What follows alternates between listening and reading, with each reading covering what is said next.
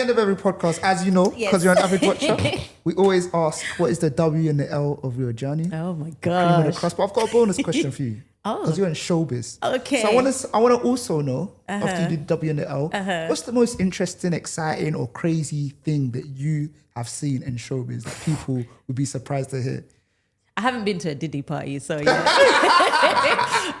It won't be anything like that. Anyway, okay, so the W, okay, so the L of my career or my life? Journey, or my life. journey. Yeah.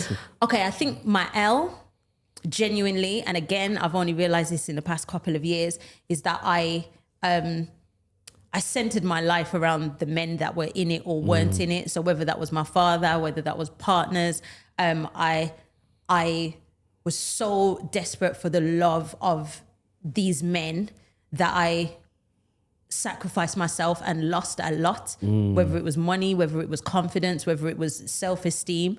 And I feel like that was an L. And the reason why I feel like it's an L, because I've now decentered men and my life is just totally different. It's totally different. And it doesn't mean that I love you guys any less. Please explain. But it just, Some of us are getting nervous.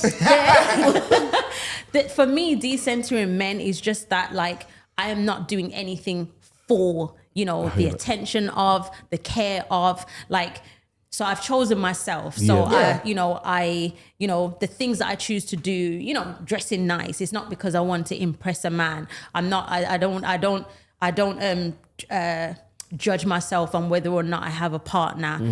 I feel just as wonderful, as great, as beautiful, whether or not I have a partner. I'm not out here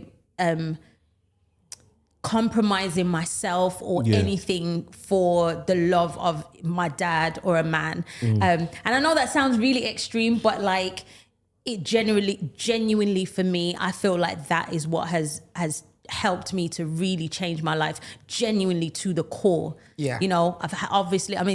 There's so many other, W's and L's, but like, I feel like those have really significantly impacted my life for sure. Yeah. Now, the craziest thing that I've seen, gosh, I think of one thing. Okay, so this is just a description of the type of industry. I was at the Brit Awards when I was 18. I was either 18 or 19, and I was an unknown artist at the time. And there was a bowl in the middle of the table. And everyone, a place card, those little triangle things, everyone around the table was flipping the place card upside down and scooping whatever was in this bowl and putting it in front of them. And it was drugs. Now, wait. What table was this on? The same way you sit on? This was so 19, I would have been, no, what was that, 90, was that 90?